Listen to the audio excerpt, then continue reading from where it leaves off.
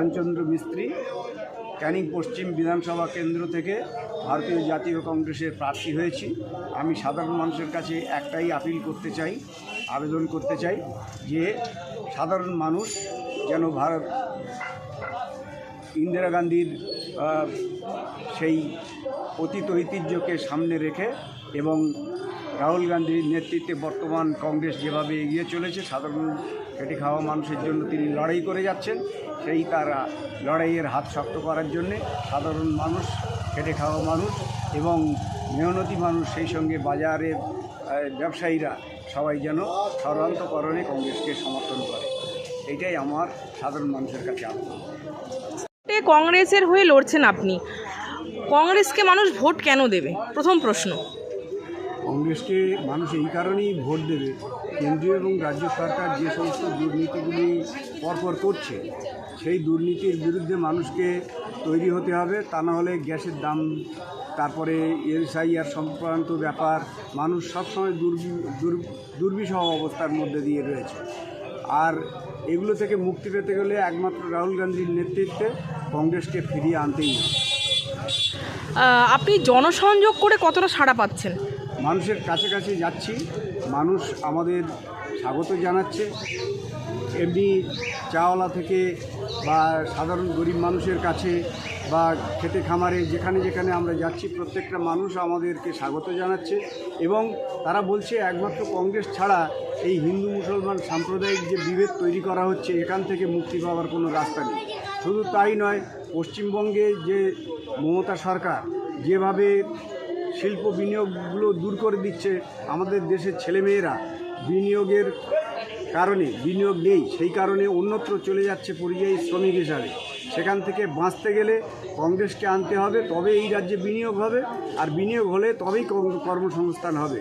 কংগ্রেস ছাড়া দ্বিতীয় কোনো গত্যন্তর নেই। বিগত 20 বছর পর এবার কংগ্রেস একলা চলো নীতিতে এতগুলি ক্যান্ডিডেট, 294টি সিটের ক্যান্ডিডেট দিয়েছে। হ্যাঁ, কি মনে করছেন, কতটা আশাবাদী? আমরা আশাবাদী অনেকটাই, কারণ এতদিন ধরে যে জোটের হাওয়া, আজকে 20 বছর ধরে আমরা জোট করে সংগঠন করে যাচ্ছি, কিন্তু সংগঠনের পরে যখন একটা লড়াই আসছে, সেই সময় কোথাও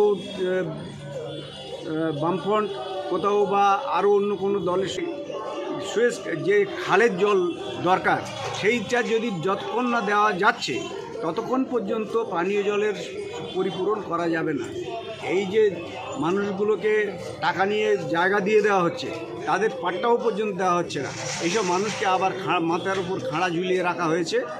এইটা কংগ্রেস সরকার এলে করবে না। কংগ্রেস সরকার যদি আসে, তাহলে যদি কাউকে জমি দেওয়া হয়, সেটা সিলিংয়ের বাইরে থেকে সিলিংয়ের মধ্যে এনে সরকারিভাবে তাদের দেওয়া হবে এবং আমরা পানীয় জলের ব্যবস্থাটা, বিশেষ করে বাজার, এই যে আমরা বাজারের মধ্যে আজকে কথা বলছি, এই বাজার কমিটির লোকেরা বা ব্যবসায়ীরা যে বঞ্চিত হয়ে আছে, নানা রকম নিপীড়নের মধ্যে আছে, সেইটা থেকে আমরা তাদের নিষ্কৃতি দেব।